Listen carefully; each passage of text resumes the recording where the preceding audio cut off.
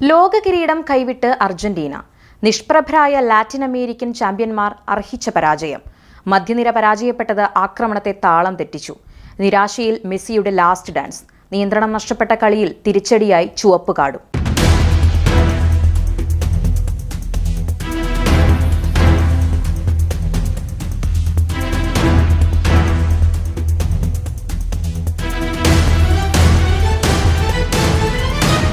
Football ലോകത്തെ രാജാക്കന്മാർ എന്ന പ്രതാപവും പേറി ലോകകപ്പ് നിലനിർത്താനിറങ്ങിയ അർജന്റീനയ്ക്ക് നാണം കെട്ട തോൽവിയോടെ മടക്കം. ഫൈനലിൽ സ്പെയിനോട് 1-0 എന്ന സ്കോറിന് കീഴടങ്ങിയെങ്കിലും സ്കോർ ബോർഡ് കാണിക്കുന്നതിനേക്കാൾ വളരെ ദാരുണമായിരുന്നു കളിക്കളത്തിൽ ലയണൽ മെസ്സിയുടെയും സംഘത്തിന്റെയും അവസ്ഥ. യൂറോപ്യൻ ശക്തികളായ സ്പെയിൻ തങ്ങളുടെ ആധിപത്യം കൊണ്ടും തന്ത്രങ്ങൾ കൊണ്ടും അർജന്റീനയെ ഗ്രൗണ്ടിൽ പൂർണ്ണമായി തളച്ചിടുകയായിരുന്നു.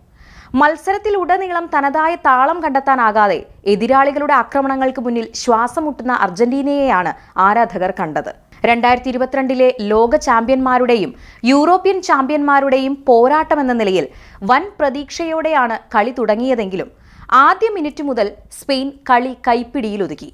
സ്പാനിഷ് മധ്യനിരയിൽ റോഡ്രിയും പെഡ്രിയും ചേർന്ന് തീർത്ത മനോഹരമായ പാസിംഗ് ഗെയിമിന് മുന്നിൽ ഉത്തരം കണ്ടെത്താൻ അർജന്റീനയ്ക്ക് കഴിഞ്ഞില്ല. തന്ത്രപരമായ മികച്ച നീക്കങ്ങളിലൂടെ അർജന്റീന മധ്യനിരയെ പൂർണ്ണമായും സ്പെയിൻ നിഷ്പ്രഭമാക്കി. മത്സരത്തിൽ ഫോർവേഡ് നിരയിലേക്ക് കൃത്യമായ പാസുകൾ എത്തിക്കാൻ അർജന്റീനിയൻ മധ്യനിരയ്ക്ക് സാധിച്ചില്ല. ലയണൽ മെസ്സിയും ജൂലിയൻ അൽവാരസും ഉൾപ്പെട്ട ശക്തമായ മുന്നേറ്റ നിര സ്പാനിഷ് പ്രതിരോധത്തിന് ഭീഷണിയാകുന്ന ഒരു നീക്കം പോലും ഉയർത്തിയില്ല. മത്സരത്തിലെ 90 മിനിറ്റിലും അർജന്റീനയുടെ ഭാഗത്തു നിന്ന് ഒരു ഗോൾ ശ്രമം പോലും ഉണ്ടായില്ല എന്നത് അവരുടെ ആക്രമണ നിര എത്രത്തോളം ദയനീയമായിരുന്നു എന്നതിന് തെളിവാണ്. ലയണൽ മെസ്സിയുടെ അവസാന ലോകകപ്പ് പോരാട്ടം എന്ന നിലയിൽ ഏറെ പ്രാധാന്യമർഹിച്ച ഈ ഫൈനൽ ദിനം അർജന്റീനിയൻ നായകന് കടുത്ത നിരാശ മാത്രമാണ് സമ്മാനിച്ചത്. സ്പാനിഷ് പ്രതിരോധ നിര മെസ്സിയെ കൃത്യമായി അടയാളപ്പെടുത്തി പൂട്ടിയിട്ടതോടെ അർജന്റീനയുടെ ആക്രമണങ്ങളുടെ മൂർച്ച കുറഞ്ഞു. മൈതാനത്ത് വിരലിൽ എണ്ണാവുന്ന അവസരങ്ങളിൽ മാത്രമാണ് മെസ്സിക്ക് പന്ത് ലഭിച്ചത്. ഒരു വലിയ ഫൈനലിൽ ടീമിനെ നയിക്കേണ്ട നായകന് കളിക്കളത്തിൽ വിസ്മയങ്ങൾ തീർക്കാൻ കഴിയാതെ പോയത് ലാറ്റിൻ അമേരിക്കൻ ആരാധകരെ ആഴത്തിൽ നിരാശരാക്കി.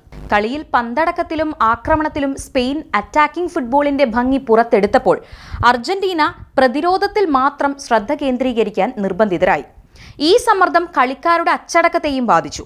മത്സരത്തിന്റെ നിശ്ചിത 90 മിനിറ്റിൽ ഗോൾ രഹിത സമനില പാലിച്ചെങ്കിലും ഇഞ്ചുറി ടൈമിൽ 92-ാം മിനിറ്റിൽ എൻസോ ഫെർണാണ്ടസ് കടുത്ത ഫൗളിന് 2ാം മഞ്ഞക്കാർഡും ചുവപ്പ് കാർഡും കണ്ട് പുറത്തുപോയത് അർജന്റീനയുടെ പതനം പൂർണ്ണമാക്കി.